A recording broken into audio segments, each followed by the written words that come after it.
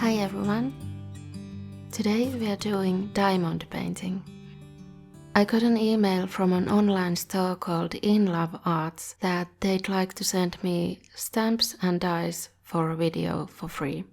I noticed that the shop also has diamond painting kits, which I wanted to try, and they agreed to let me pick one of those as well. So here's what I got.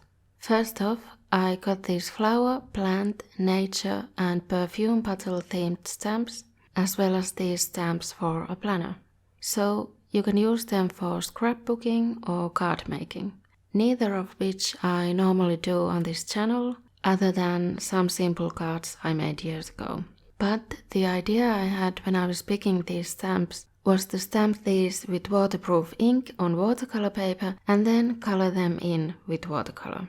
I'm not sure if that's going to work, but I'll show you in a future video what I made with them. And by the way, you get just the stamps, so you need to get the ink pad separately, if you don't have one. I'll link all the products I got in the description if you want to check them out, and you'll get a 15% discount with the coupon code on the screen now or in the video description. For this video, we are concentrating on the diamond painting. I actually got two of them. If you saw the paint by numbers video, I learned my lesson and checked the size of the canvas this time. So the first one I'll do for this video is the heart butterfly one because it's the smaller one.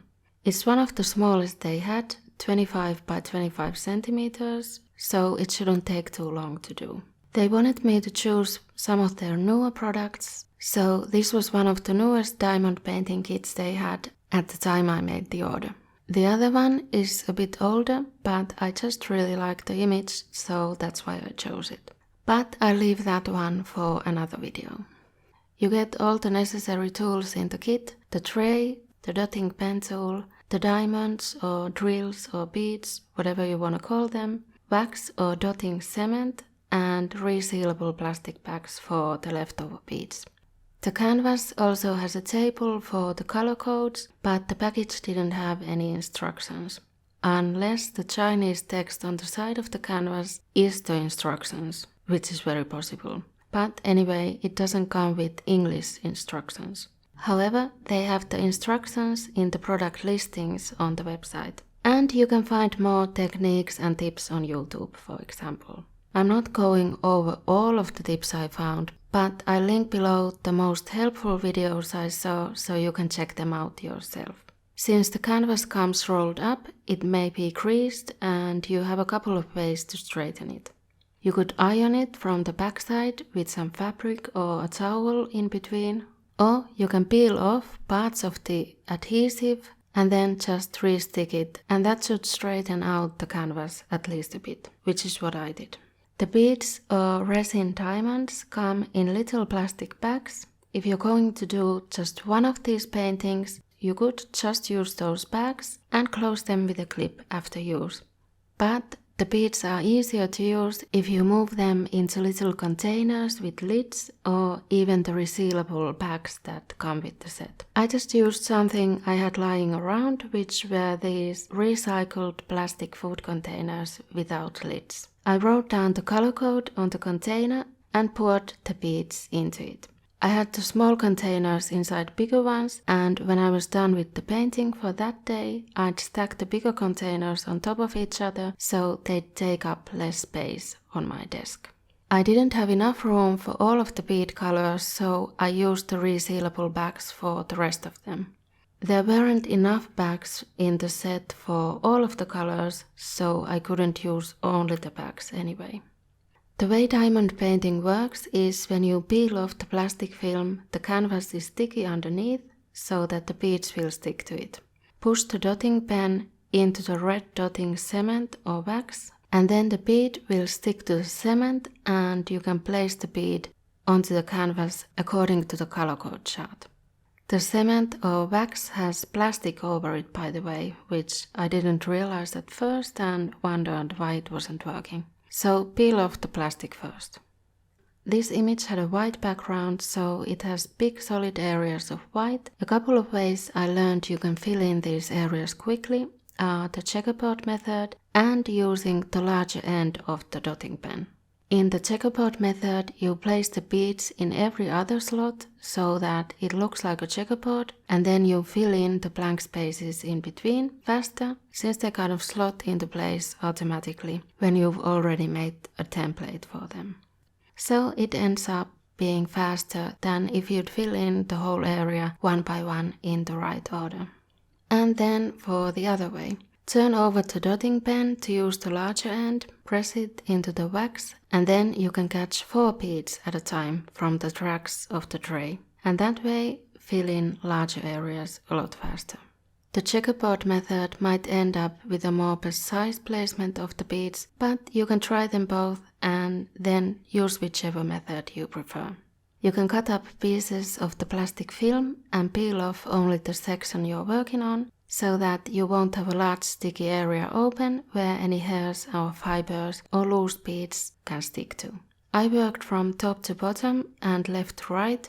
With a small canvas like this, it doesn't make much difference, but with a bigger one, you should be careful about not doing the bottom first and then having it fall into your lap when you work your way up. So start from the top and work your way down. Or you can also keep turning the canvas around, but then it might be more difficult to make out the color codes. A lot of times I would accidentally knock over the tray and the beads would go flying around the table. One way to catch them is to press your fingers on them, and that way you can catch a lot of beads at once, since they'll stick to your palms. The annoying thing was when they stuck onto the glue of the canvas. If they landed on the side, you can pull them out easily. But if the beads really stuck in the wrong slot, you can use tweezers to pull them out. I've lost my own tweezers and they didn't include them in the kit either, so I just used the pen tool to push them out. Diamond painting is another relaxing activity. I had some movies playing in the background as I was doing this. You have to concentrate and take your time. It's calming, except when the beads go flying all over the place. Compared to the Paint by Numbers kit, this was a lot faster for me to do. I finished this over 4 days or 4 evenings, but it's probably due to the small size of the painting. If you do something bigger with less solid color background and more details, it will no doubt last you a lot longer. However, you don't have to cover the same area twice or even more times as you do with Paint by Numbers. I didn't run out of beads for any of the colors, but I had varying amounts left over at the end. If you make more diamond paintings, you can use the leftovers in future paintings that have those same colors in them.